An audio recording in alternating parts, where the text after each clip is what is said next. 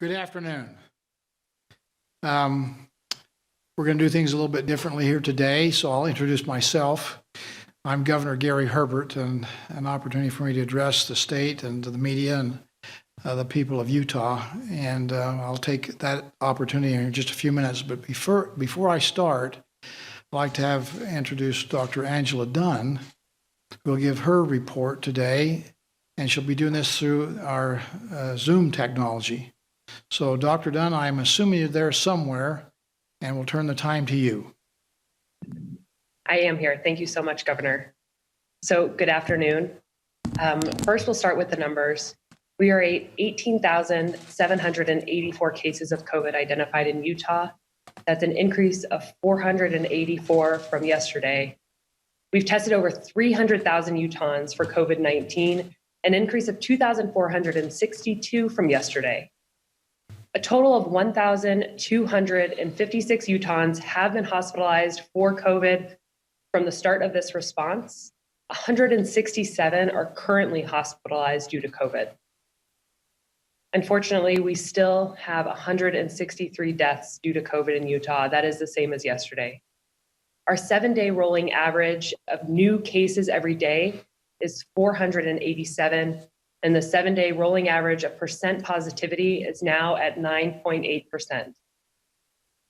The good news is that we're still at 13% of cases being attributed to community spread, and that's been consistent throughout this response. So that means our contact tracers are doing an excellent job at really identifying all those close contacts to cases, reaching out to them, and enforcing quarantine and isolation. Our RT, or the transmission rate, is today at 1.35. Over the past 3 days, it's been about 1.25 to 1.35. I'd like now to turn to and talk about the analysis I provided last week to state leaders and public health partners that has received a lot of attention. The purpose of that document was to inform leadership discussions about how we might adjust our response in order to reverse this surge of cases. It was intended as a starting point for discussion and was written from one perspective, the public health perspective. My intention in the memo was not to say that we should shut down. No one wants that. My intention was to provide guidance on how we can continue to move the dial in the right direction at the right time. We absolutely need to be more vigilant now about social distancing and wearing face coverings in order to prevent overwhelming our healthcare systems. You know, I'm really proud to work in a state where I feel encouraged to provide my input and advice, and that leadership will consider it and weigh it alongside the input from other experts in their field. So we as Utahns should feel proud that leadership is willing to listen to all of these opinions and strike the right balance moving forward, protecting the health of individuals and the economy. With that, I'll turn it back to Governor Herbert. Thank you. Thank you, Dr. Dunn. And let me just express my personal appreciation for Dr. Dunn for her service, for her expertise, for her counsel and advice. And we appreciate the good work that she's doing and has done and will continue to do. I want to start with a little bit of a sobering message here at the beginning. Maybe a sign of the times, maybe inevitability. We all know people that are touched by the coronavirus and contract COVID-19. And so today I'm announcing that one of my senior staff members has been tested for COVID-19 and is found to be positive. At the outset of his symptoms, he self-isolated. He did and followed the protocol that we all are taught to do while he was waiting for his results. We've worked closely with our Department of Health and other medical advice members to help us follow protocols and the recommendations that we've received and of expecting others to follow. All staff members who are exposed to this individual and for several days prior to the onset of his symptoms are being tested today and will be in self-isolation. Fortunately for me, I was not directly exposed during this period when the spread would have been most likely, nor was Lieutenant Governor Spencer Cox. Since early in the state's response to this COVID-19 pandemic, All members of my staff have been monitored for symptoms, and as they come into the office, they're checked, and they are required to wear face masks while at work. So that's an announcement. Again, we have this senior staff member that's come down with COVID-19. Let me speak today on a number of issues. And I want to make sure that as I speak to the people of Utah, that observations and certain points are heard. First, let me just say that all Utahns should be concerned about the increase in the infection rates and the increase in infections that we have throughout the state, particularly more of our urbanized areas and here on the Wasatch Front. They should be concerned because not only the infection rate increase, but what it does to our potential of our hospital capacity. Also, the data shows us that by the simple courtesy of wearing a face mask, as we do that in public, as we have our social gatherings together, and where social distancing is not possible, the wearing of a face mask is a very effective and low-cost way to prevent the spread of this disease. Consequently, we will emphasize even more than we've done in the past the need to have a personal responsibility that we all take upon ourselves to wear a mask at appropriate times. I will meet tomorrow with the leadership of our Unified Command, which includes Commissioner Jess Anderson, who's over our statewide public safety, General Jefferson Burton, who's heading the Department of Health, Dr. Angela Dunn, who's our state epidemiologist, as we meet in a weekly consultation review of the latest case numbers and hospitalizations as we make decisions.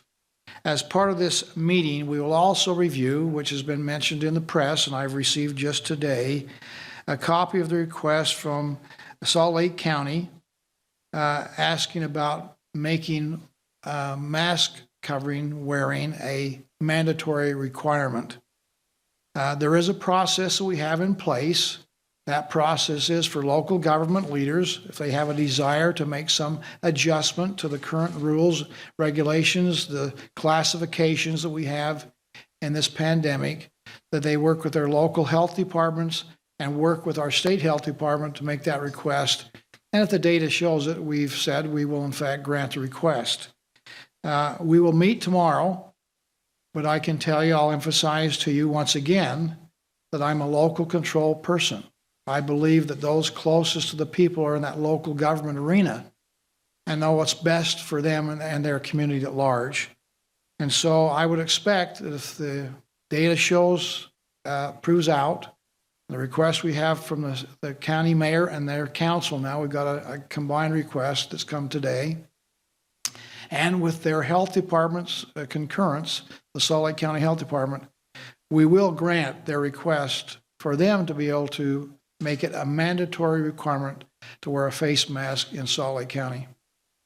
More information on that probably will come as we go forward on that issue.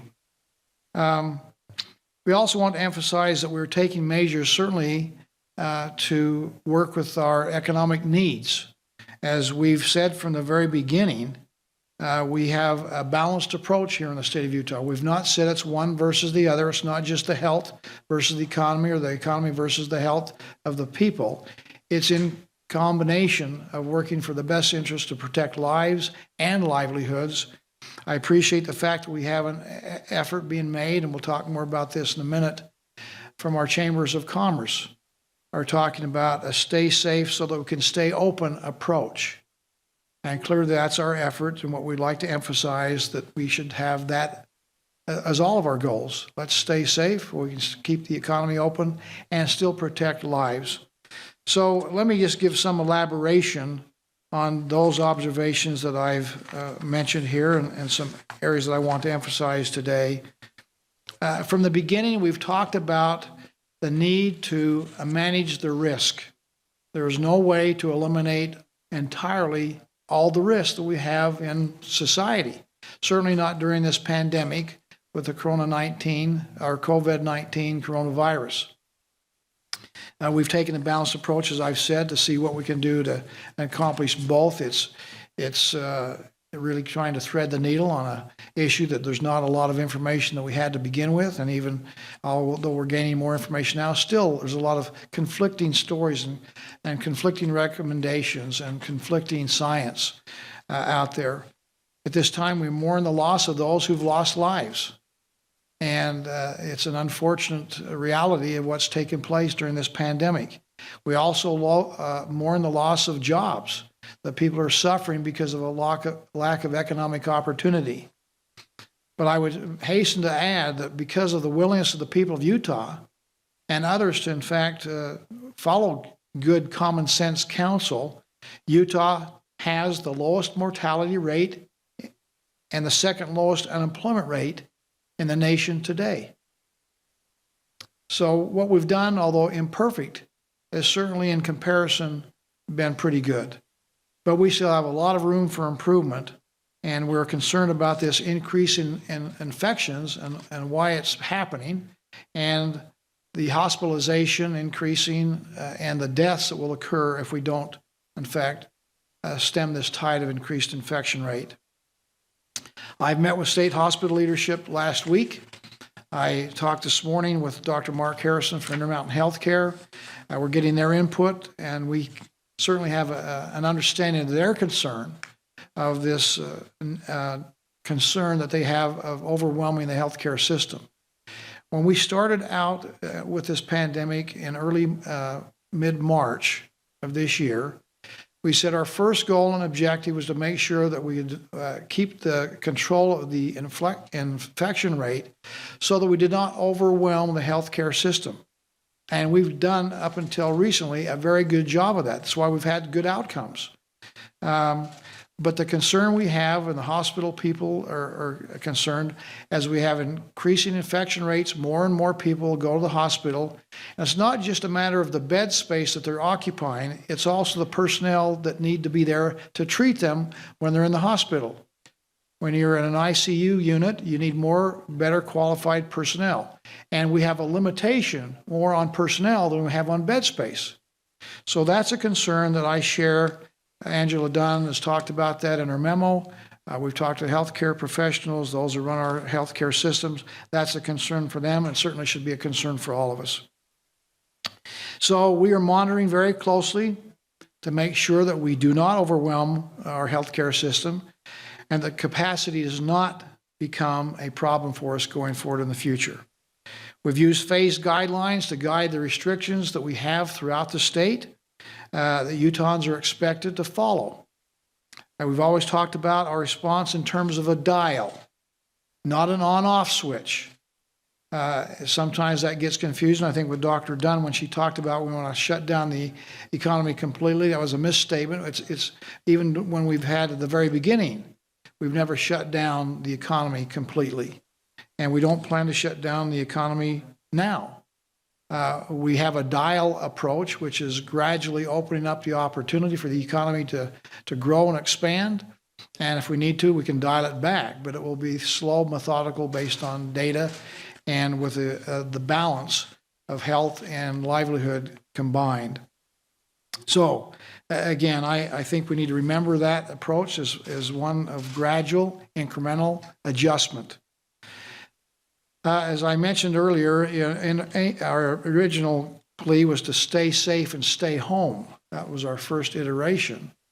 And even then, we had the economy was permitted to move, and as we moved forward with precautions, and that process worked very well for us. And now we have some concerns with this dramatic increasing infection rate.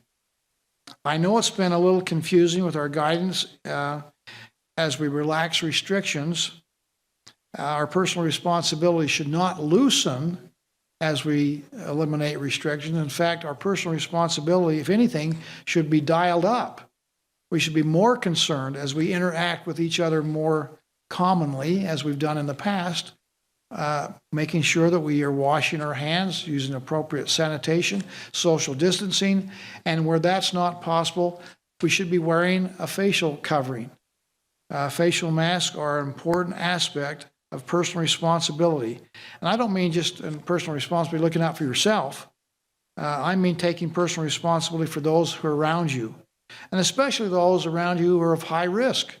Again, defining high risk as those who are 65 years of age or older. They have underlying immunosystem problems. They could be obese. They could have diabetic. They could be smoker, tobacco use, anything to do with the lungs. Those that are medically frail are still at high risk, even as we are in moderate risk throughout most of the state. So again, personal responsibility is not just looking out for yourself, but it's looking out for those around you too. So as we've taken a look at this relaxation of our restrictions, some of our sparsely populated, our rural areas, we've in fact announced gone to green. There's really not much infection there, no deaths. And so we've talked about, again in the beginning, we're not going to have a one-size-fits-all approach in this big, vast state of ours. It's going to be more regional decision-making and regional efforts, not a one-size-fits-all approach. And so we have done that in some of our rural and more sparsely populated areas of moving some of our counties to green. But today I'm announcing that in light of the increases of cases that we've seen here recently as they've spiked, we will not be considering application or for any relaxation of our color-coded guidance for the next 2 weeks. We'll take a look at the numbers and the data. We'll see how we do in stemming the tide of increase and turning it around and make some decisions. Yellow designation right now really allows for quite a wide open economy. There's not many things you cannot do in yellow. I'm concerned about the fact that we ourselves are not doing all we can do. As we mentioned in the beginning, if we have a plan, the success of that plan really is borne by us ourselves as we follow the guidelines. We don't follow the guidelines, the plan is not of much worth as we don't implement the guidance and actions that we should be taking as citizens. That takes me to the next area here of concern and maybe a renewed emphasis.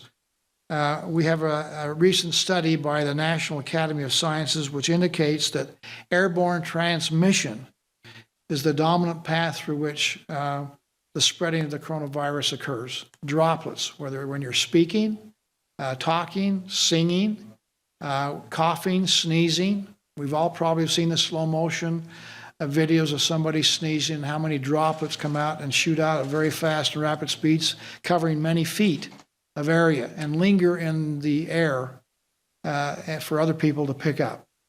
A recent published compilation of 172 studies on the subject found that mask wearing significantly reduces the risk of viral spread. Again, I think that's intuitive to most of us, but the science backs up what we probably would suppose would happen with people having these airborne transmission capability with droplets that come out of our mouth and nose as we in fact interact with each other. I can understand too that sometimes this has been confusing. We've had some early public health officials that said, in effect, we don't need to wear masks. We've had conflicting science. We've had conflicting opinions that have occurred. That's been part of the challenge of how do we decide what do we do to, in fact, stop the spread of the coronavirus. But the consensus now is that masks not only protect the wearer, but it protects the people around him too. So it protects us and those that we associate with. And we need, in fact, understand that important aspect of what we need to start doing better than we've done in the past if we're going to stop the spread of this virus. I also understand that wearing a face covering is something that's not normal for us. It's not part of our culture. It's certainly not part of our habits. I oftentimes leave my office and have to go back because I forgot to take my mask with me. And so we have to change our habits and change how we think about going outside and as we interact with people in the community. We're learning more and more about the virus each and every day. And we know that even people now that aren't showing symptoms can actually have the virus on them and spread it as asymptomatic people. That's again a change from the beginning of the outset of this pandemic. So that's why I strongly support the wearing of masks in public, and the rules of wearing a mask are really quite simple. Wear a mask at all times in any indoor facilities and settings and gatherings. Just wear a mask at all times in all indoor settings and gatherings. We find that the air shed as it recirculates probably is a little more conducive to spreading the virus than if you're outdoors. And then wear a mask outdoors when social distancing is not possible. Again, there are events and things you can do that you can have social distancing, and maybe wearing a mask is not needed. I would recommend people, hey, when in doubt, wear it. Rather than have to worry if you're 6 or 7 feet away from somebody, just have your mask on. I wear a mask every day at the office. I think it's appropriate. And I expect those who come to meet with me, which we do have people still coming to see and talk about issues throughout the state, I expect them to wear a mask also. If they don't have one, we'll provide one for them so that we both are wearing masks. I think I see it as a sign of respect for the health and welfare of those that you associate with. So it's not just about me, it's about people around me that I wear a mask. I also see it as a very simple and low-cost way for us as a state, as citizens, trying to stop the spread of this coronavirus to actually make it happen. It's not hard, it's not expensive to wear a mask, and it's simple and low cost. I would hope that we would all take a look at the data that we see today. I think there is some reason to be alarmed and take stock in our own behavior and say, what can I do to make it better? Am I wearing a mask? Am I doing the protocols that we've talked about that we all can probably recite in our sleep of washing our hands, social distancing, and wearing a mask? If you find out you have room for improvement, please make a commitment today to do better. Along that same line, that's why today, after consultation with the legislative leadership, I'm announcing that we will be issuing an executive order that will require mask wearing in all state facilities under the purview of the executive office. That's the office of the governor. And this will include state higher education facilities and our DABC outlets. So where we have control over it with our own facilities, we're going to require people to have masks when they come and do business with the state. Our employees there will be wearing masks, and we'll expect our customers as they come in to wear a mask also. By the way, this comes simultaneously as we see other groups rallying around this effort, this cry, and say, we want to have our people, in fact, to follow this same counsel and advice, and encouraging people to do it. I mentioned, just touched on in the beginning, about the Salt Lake Chamber of Commerce, who's got their Stay Safe to Stay Open program they were just initiating now. And they're going to take the pledge to say that we have a role to play as business entrepreneurs and business leaders to make sure that we have a safe place for employees to come and work. We also want to make sure, and we're asking the business community to make sure that they have a safe place for customers to come and shop. Again, that will be a major effort if we all join in with the business community and say, you know what, it's a safe place to work, it's a safe place to shop. That includes not only screening, testing for temperatures, washing of hands, hand sanitizers, but wearing of the mask. That's going to help us get on top of this spread of the coronavirus. Yesterday, I was pleased to see that the Utah Hospital Association launched their Mask Up Utah campaign. They will be doing some public service announcements of their own volition to tell people why it's important to wear a mask. Why is wearing a mask scientifically responsible to help us slow the spread of the coronavirus? And they'll try to educate us and help us understand the important role we play in wearing a mask. Again, these are experts in healthcare. They only have our best health at heart. They're concerned about our health and well-being. And so I appreciate that they're stepping up and launching their Mask Up Utah campaign to help remind us of the importance that we need to have of wearing face protection. And today, in addition to the other two, the Chamber, the business community, the Hospital Association, today I'm pleased to share with you a statement from the clergy of Utah that issued this following plea. And by the way, this will be made available through our webpage. You can see the signatories of the people on this. These are Christian and non-Christian alike, our faith-based leaders throughout the state. And this is their statement that they've allowed me to, in fact, release to you at this time. Quote, Over the last several weeks, we have seen alarming increases in COVID-19 infection rates in the state of Utah. The state epidemiologist has identified the lack of masks and social distancing as key factors responsible for this increase. As faith leaders, many of us have seen the effects of this virus on vulnerable persons in our congregations. COVID-19 has caused so many disruptions in people's lives, including mental, physical, and financial stress.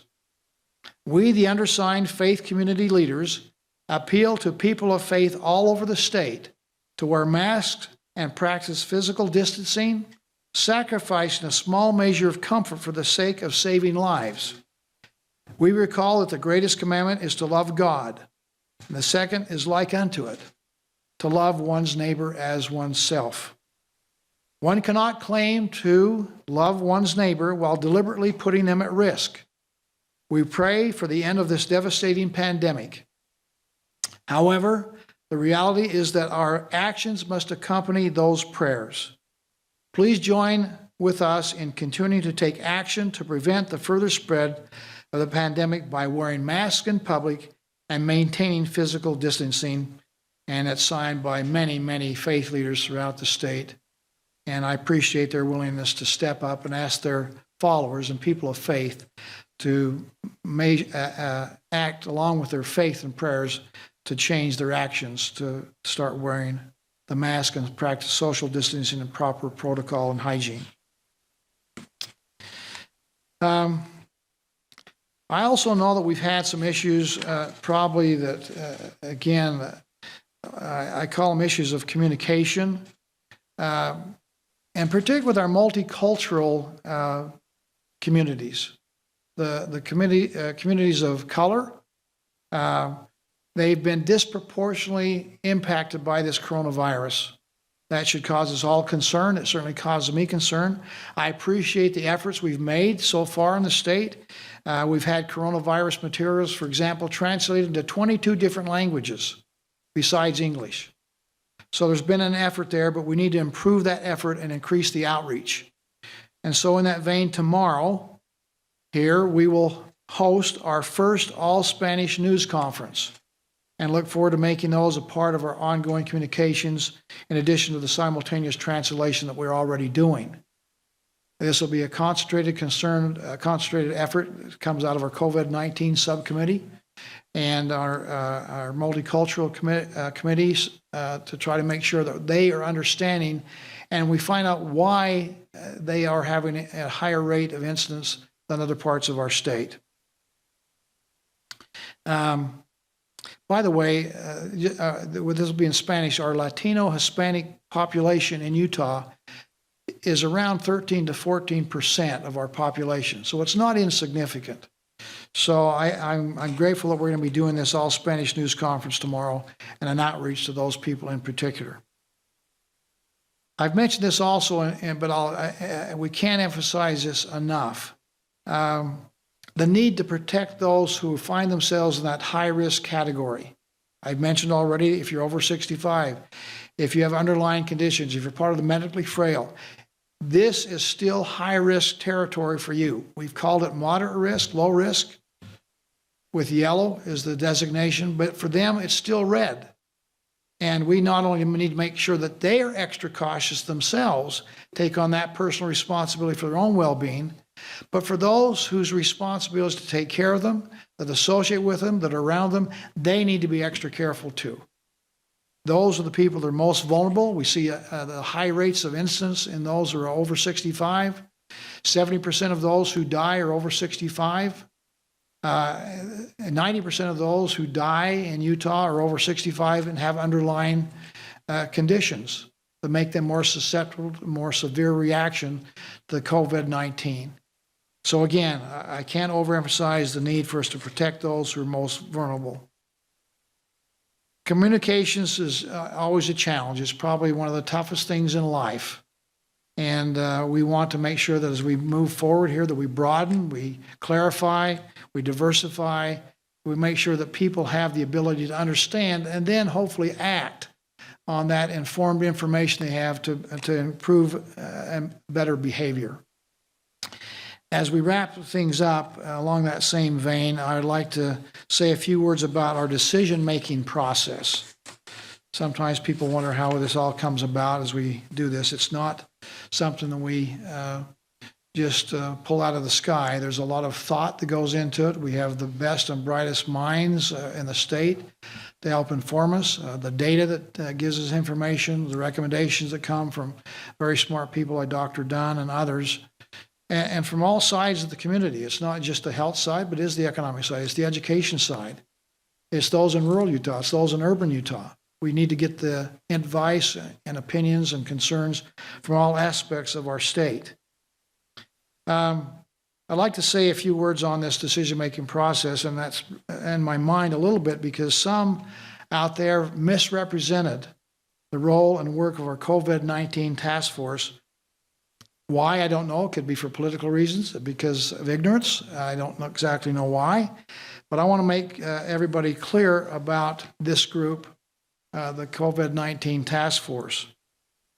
This group was established in early part of March as our first reaction to this new thing that was coming to Utah. We saw around parts of the country and around the world this, what was then became known as a pandemic, and the COVID-19. We initially responded following the leadership and at least the model set by the President of the United States, President Trump, who put his second in command, Mike Pence, who is good at, as I know Mike very well, as a friend of mine, and bringing people together and disparate points of view and finding resolution to difficult, complex problems. I followed that same example and put Spencer Cox, my lieutenant governor, who'd shown his ability to do that in other circumstances. And I have great confidence in his ability to lead that group. I think they've done a good job. We've had some accusations that group has been sidelined. There's nothing to be further from the truth.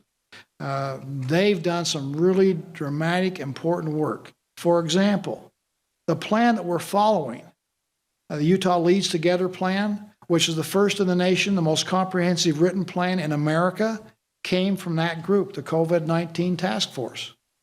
Again, assembling some of the best and brightest minds together to analyze and determine what is the way forward for the state of Utah. We have subcommittees that's come out of there. We just talked about the multicultural subcommittee that we're going to actually have some efforts on to better outreach to the multicultural. We have our economic response team that's talked about the economic aspect of this and what can we do to protect people's lives and still move forward to open up the economy. That's all come out of the COVID-19 task force.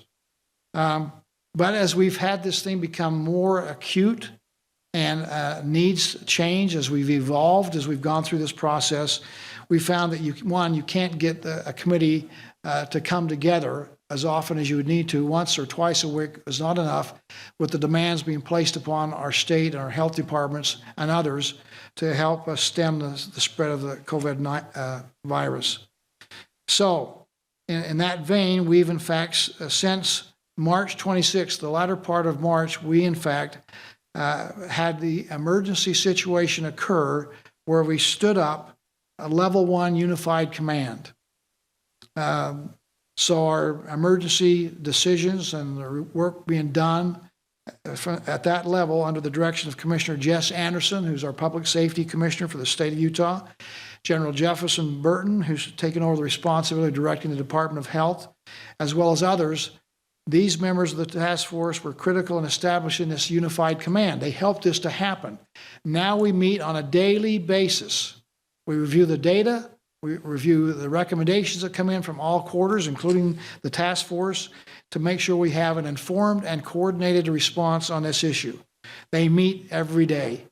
They meet with me not as often as that, but once or twice a week we meet as we're brought up to date as we execute on our strategy. I'll be meeting with them again tomorrow. This unified command structure, by the way, is not unique when it comes to emergency situations in our state. We use it in all kinds of emergency, have done so in the past. Usually they're on unique situations like earthquake. We've had fire, flood, microburst windstorms. They usually are for limited duration. and they usually cover a few agencies and some jurisdictions. What's unique about this situation with the COVID-19 response is that our state emergency operations have been activated to the highest level, level 1, and been asked to, in fact, span a great area of responsibility. Their span of coordination is large and really enormous. They work across all state agencies. They coordinate with all federal agencies that are involved here, entities.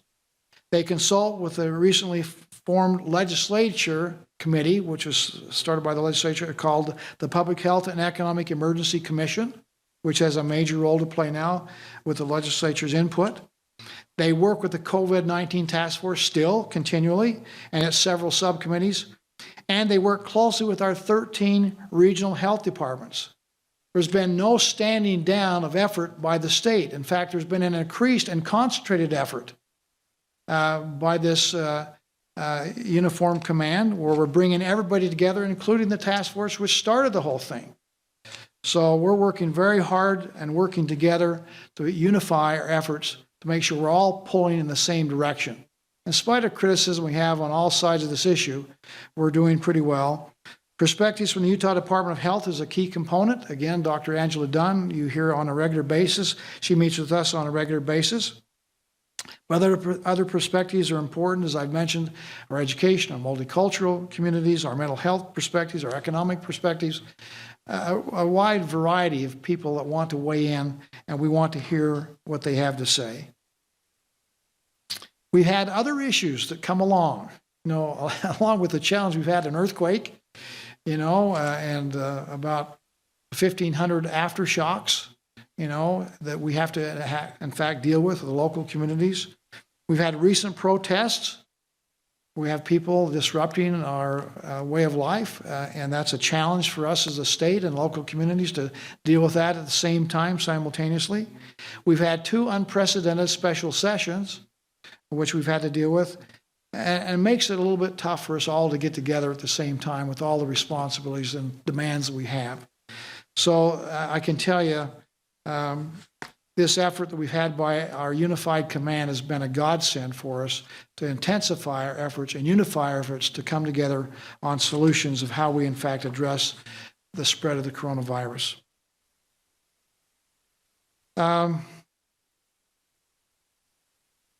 Let me just maybe sum up here now and say again, everybody, I think, is working in good faith. We have different perspectives and different points of view. We need to wrestle with those different points of view and see if we can come together in common ground and unify our efforts. We, the people of Utah, have a responsibility to do our best efforts. Let's listen to the best thinking out there, the best science, the best data, and then what does our behavior need to be to do our part to slow the spread of this coronavirus? We need to get on top of it so we can maintain and keep the economy open. We're in a good place right now. We have concerns about the spike and the trend that we see now, but we can turn that around, just like we did in the beginning. We can turn it around. This pandemic didn't come with any kind of a playbook. We have had conflicting recommendations from people around the country, from the scientific community. It's been a challenge for every nation, and still is a challenge for every nation. It's a challenge for every state in America, and it's still a challenge and continues to be so. I don't see any let up in that, in fact, as we go forward. This is going to be a battle that we need to all engage in together and unite our efforts together if we're going to, in fact, overcome, which I think we can and will. The ultimate outcomes, which we're looking for, is protecting the lives and livelihoods of the people we represent in the state of Utah.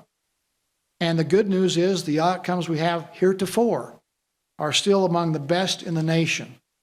But we see some troubled clouds on the horizon, and we need to make sure that we, in fact, recognize those concerns and address them. And we all have a role to play to do that. We've always said that this plan will only work if people will follow the guidelines. That means we have to do what we need to do to change our behavior, at least until we get the ability to have a vaccine and be inoculated and get some therapeutic medicine, maybe help treat those who get it. That, I hope, is coming. Talking to the White House just 2 days ago, they're hoping to have that happen by the end of the year, maybe the first part of next year. But in the meantime, we have responsibility to do the best we can to deal with the situation that we have without any special medicines to prevent us from catching the COVID-19. I believe that because we've had success, maybe the challenge that we have is we've had success economically, a lower rate of unemployment by 5 percentage points. We're at 8.5%, which is still way too high, but still compared to 13.5% that we have around the nation, it looks pretty good, and we're opening up. We've had a good news about flattening the curve, but we've become complacent, I think, because of the good news. So we need to redouble our efforts here and make sure we're not complacent, recognize the storm clouds on the horizon, and do our part to, in fact, to avert the storm. No one is more eager than me to see us to return to normal. Whether we can ever return to a normal as we've had it before until we get a vaccine, I'm not certain. We may have we call it a new normal, but certainly getting back to associating and interacting as we've done in the past is certainly possible. But it's going to take an effort on our parts to make sure that we take common sense precautions. And really, for most of these issues, washing of your hands, social distancing, having protective mask covering, those are mostly based on just common sense. We don't have to have medical studies to verify this is the right thing to do. And so I join with those in the business community of what they're going to do, leading by example. For the healthcare people are going to be doing PSA announcements and saying you should be wearing a mask, and here's why. It's going to help prevent the spread. And for the faith-based leaders, it's saying if you care about your fellow man, you will wear a mask. It's not just about you, it's about the people that we associate with. And so if we take these common sense precautions, especially through the mask wearing, that we can, in fact, stay open, return to a more normal way of life that we've enjoyed in the past, and still make sure that Utah maintains its position of being the best place in America to live, to raise families, and to do business. So we thank you for your efforts. We're successful because of you, the people. Let's redouble our efforts now at this challenging time. If we do so, I can promise you we're going to have great success. So with that, we'll open it up for some questions right now. I think Angela, Dr. Dunn is still with us. Is that right, Angela? Yep, I'm still here. Okay. Well, we'll open up. We'll take a few questions for a few minutes here.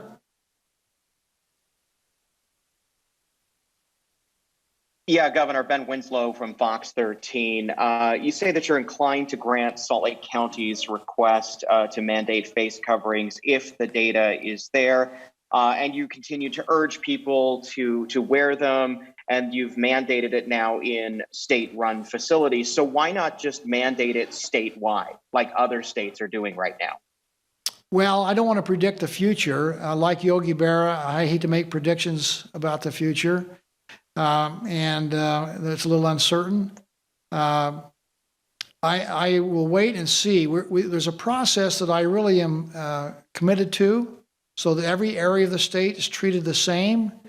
We want to have the request that comes for any of these adjustments to come from the local government leaders, where they have some ownership to this, working in conjunction with the local health departments, and then they bring the information to us, make the request, work with our state health department, and then we meet, and we'll meet tomorrow, by the way, and we'll make a decision on the request. I'm giving you a little bit of a hint that I'm a local government guy. I come from local government. You all know that. I believe in a bottom-up approach rather than a top-down. I think those people closest to the people on the ground probably know what's in their best interest. So that's the process, and I'm going to go through that process. We'll see what happens down the road. There may be other ways. We'll see if other people, other government leaders and their health departments together would like to make some adjustments. We'll see. I don't want to predict the future on this issue, and we'll just see what happens over the next few days. But again, I certainly am a big fan of wearing the mask. I wear it every day, everywhere I go, and I think other people should do the same. Governor, at this point, is there any discussion about changing the restrictions back to orange? That's always been on the table. As you know, when we started this effort, we talked in terms of moving from urgency to stabilization to recovery. We had 3 phases. Our second plan that came out of our COVID-19 task force came out and said we're going to now color code it to have a little broader approach. And we had red, we had orange, we had yellow, and then green. And we've gone through those first two so that most of the state is now in yellow. We have some of our rural areas, which really social distancing is part of the norm there, a way of life. And there's no reason for them not to be in green. And so we've made that adjustment there. But we've talked about it's not an on-off switch. It's not off and now it's on and now on and now it's off. We've talked about it being a dial, something we do methodically, incrementally, and dial open, and we can dial it back. So that certainly is on the table, and we hope that doesn't happen. Again, these next 2 weeks will be somewhat critical. We'll see how people's behaviors change. We hope that they'll change for the better. And if we can get on top of this infection rate and turn it to go in the other direction, I would hope there would be no need to dial it back.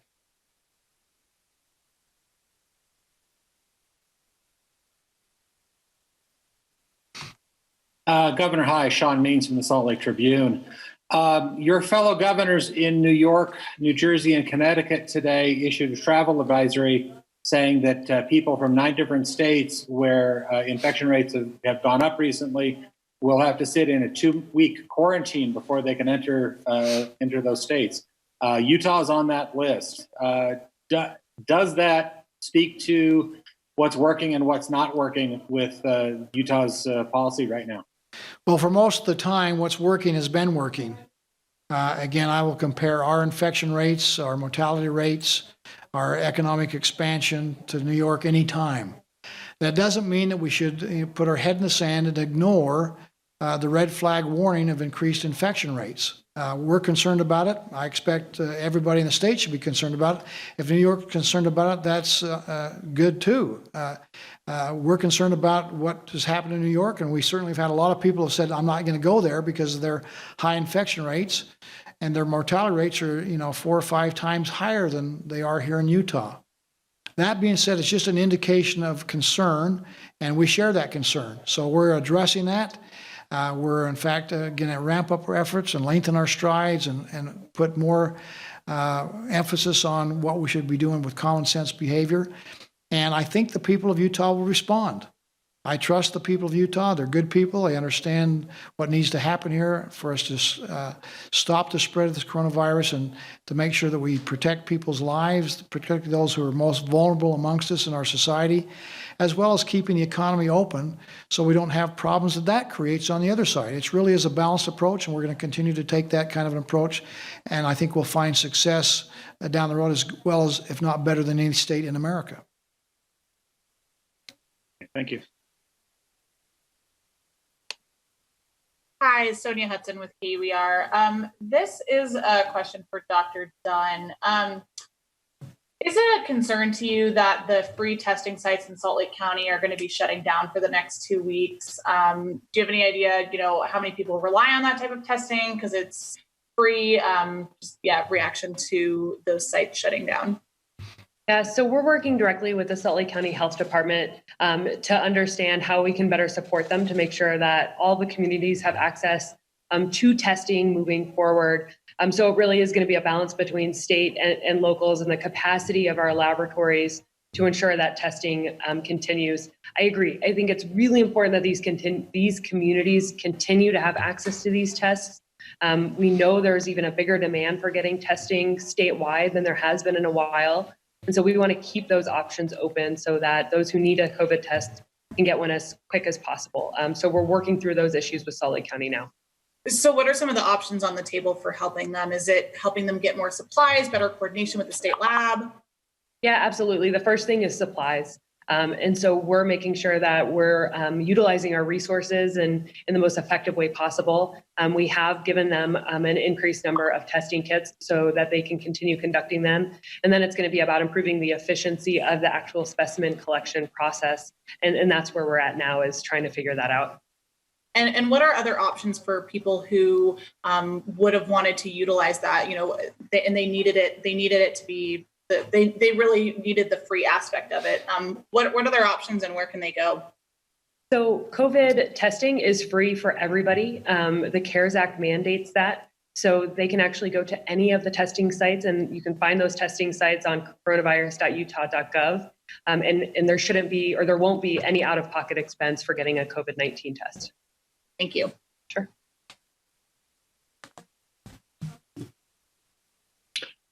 Hi, Governor Tony Simmerad with the Salt Lake Tribune. Have people in your office given thought to dialing back the state's tourism and travel promotion advertising that's in place in adjoining states in light of the surge in COVID cases? And if not now, at what point would you consider that? You know, there has been some discussion on what should we do to promote travel and tourism. We happen to be blessed with a lot of wide open spaces. It seems to be clear that you're probably less inclined if you're in the outdoors to catch COVID-19, the coronavirus, particularly just a few of you out there in the wide outdoors. So outdoor recreation actually is not a bad place to be during this pandemic. We have better opportunities and more vistas and venues that are attractive than, say, some of the neighboring states. So part of the question is, should we take advantage of the opportunity that we have there? At the same time, the concern is, are we having people that come in from out of state, and are they going to maybe bring something in? You've heard the comment from New York about not wanting Utahns. There's the concern that people of Utah say of wanting people outside of Utah to come in and maybe bring in the coronavirus with them. So again, it's kind of a balancing act there too. Some of our local areas of the state really want us to open up and still continue to promote tourism and travel. Others, the localities, are saying not so fast, not as much. So we're trying to find out what's the best way to thread the needle, but it is a topic of discussion, and it's an opportunity, yet it can be a concern for us. So there's no really good or right or only right answer. It's probably going to be a combination of being careful, but still having tourism and travel. Certainly in-house, stay in place. We've encouraged, stay vacations. Many of the Utahns have never been to our 5 national parks or any of our 45 state parks. And so maybe an opportunity for us to get out and about in a safe environment for those of us here in Utah, as we will have less people coming from outside our state and certainly less international travelers than we've ever had in the last probably decade.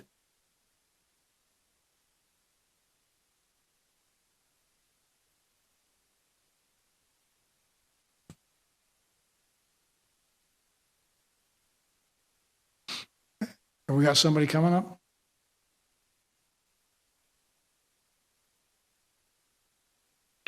Hi, Governor Brady McCombs with the Associated Press. To follow up on Ben's question about why you're not making a mask requirement statewide, what are your concerns with doing that? Your office said in a statement yesterday you worried that requiring them could create divisive enforcement issues. Can you elaborate on that if that's your concern? I can elaborate a bit. The heavy hand of government sometimes has a negative reaction with the people. And we have people in Utah that don't need the heavy hand of government to, in fact, change their behavior or to do the right and proper thing. Some maybe do, but I think most don't. And so I'm hopeful that we can get people to do the right thing for the right reasons because they love their neighbor and want to protect their neighbor as well as themselves from the coronavirus, and we'll do it on a voluntary basis. If it's going to be mandatory, it probably should come from the local governments themselves who represent the people and can be held accountable for whatever they decide to do. I think that's a better policy approach, and we're going to take a look at that as maybe the way to do this if we're going to have mandatory requirements for face masks. I know other states have done this by having the local people make the decision. We are not a one-size-fits-all state. I don't think that's good policy. I think better policy is to recognize the differences we have in the regional locations, the different environments we have, the population numbers, the cultures that we have in the different parts of the state, and let them make the determination whether they want to have government mandate it or not. So that's the approach we're going to take, at least in the near term. If things are necessary to change, we'll change them in the future.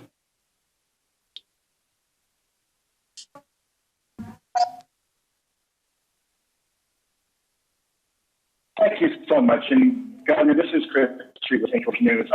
Elaborating again on the mass situation, but on a local basis. You mentioned about being a local government guy, Victor Iverson in Washington County, he's a commissioner, he's also a lieutenant governor candidate. He says, I will never wear a mask, and he advocates no restrictions at all. Not me, but just no restriction. Being as that as a local government situation, even if cases continue to rise in Washington County, we still listen to the local officials in that case.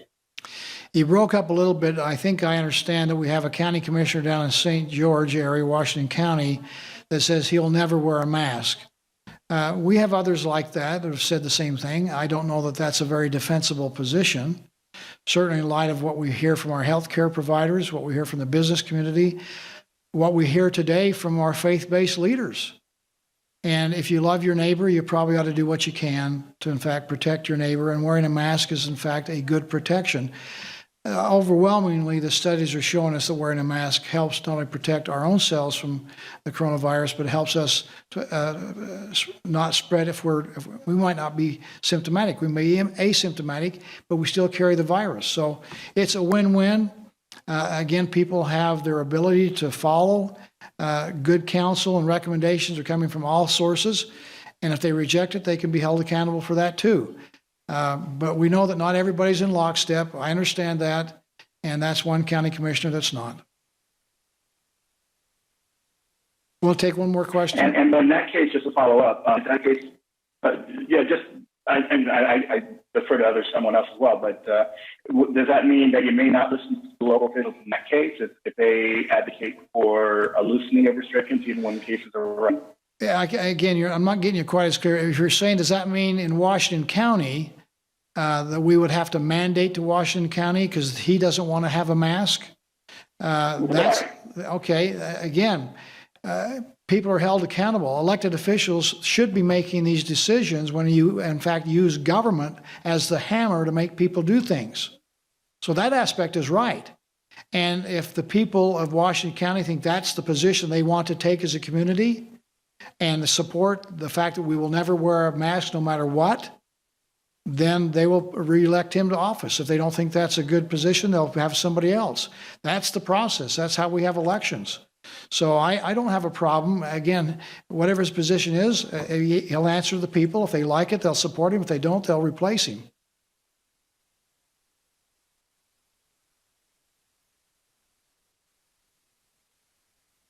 Yes, thank you for squeezing me in. I really appreciate it. I actually have two questions, but I think they're pretty quick. Governor, I'm sorry to pound on the mask thing, but we've spent 3 weeks listening to people complain about over-policing and police reform.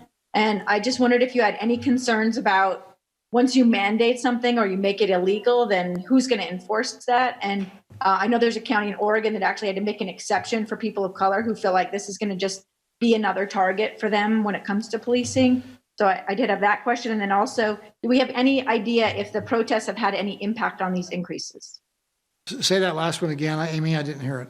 Sure. Do we have any idea if the protests have had any impact on the increasing numbers? That's probably a question for Dr. Dunn. If we have, it's not been very large and significant. Again, Okay. Maybe the advantages of being outside, but we'll let Dr. Dunn, maybe she can come in and answer that question.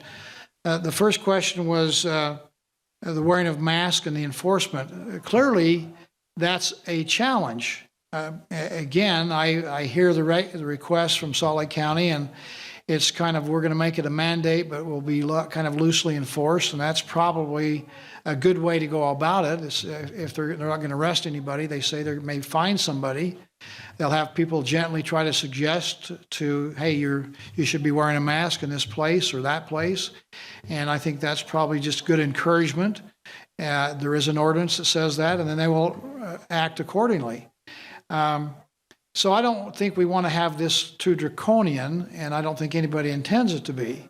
That's why I'm saying I hope people will just do it without government's heavy hand, other than the fact that I love my fellow man. This is common sense. I'm going to wear a mask because I'm showing respect for those around me, and they're showing respect for me. It's a two-way street, and I think that's the best way to get it done. The law enforcement are going to have to decipher whether, in fact, somebody's wearing it appropriately or not wearing it when they should, and are they 6.5 feet away as opposed to 6 feet? And so there are some, I think, enforcement concerns which are real. part of the logistics of it is a challenge. I don't, whether a person's of color or not, should not matter when it comes to law enforcement. Again, if people wear a mask because they're protecting themselves from the virus and protecting their neighbors, that shouldn't matter to anybody in law enforcement. It shouldn't matter to the people that they're associated with. And nobody, no matter what the color, whether they have a mask on or not, should be afraid of the police. That's part of what the protest is about. And we're going to be working very diligently and carefully with those communities of color to make sure that they are not afraid when the police approach them on any issue or for any issue. And that's the way it ought to be. We ought to be treated as a colorblind society and equal before the law and equal before our neighbors. So with that, Dr. Dunn, do you have any information on any increased infection rate with the protests? I know that's been an area of concern around the country. How come the police didn't break that up? We can't socialize and have to social distance. Didn't happen with the protesters. And so has there been an uptick in the virus? Sure. So the protest happened about 3 weeks ago, and we've only identified a couple of individuals where we couldn't identify any additional place where they could have been exposed to the virus. So it's only been 2 thus far. And having the protest be 3 weeks ago and our case count has maintained a steady increase, we don't think that the protests are contributing or have contributed significantly to our outbreak beyond just routine community spread that we're seeing statewide. Okay, with that, again, I think that we'll cut it off right here. We appreciate, again, those who've been in attendance and the people of Utah. We always say stay safe and stay strong. Really, the answer to this is all of us working together. This is a call to arms. This is a call to action. And if we will all do better, lengthen our stride, do better than we've done before, wear the mask, socially distance as appropriate, wash our hands, we can stem the tide of increasing infections. We can do it and we will do it, but we need to do it together. So good luck, stay strong, stay safe, and we'll continue to be a great example to the rest of the country. Thank you.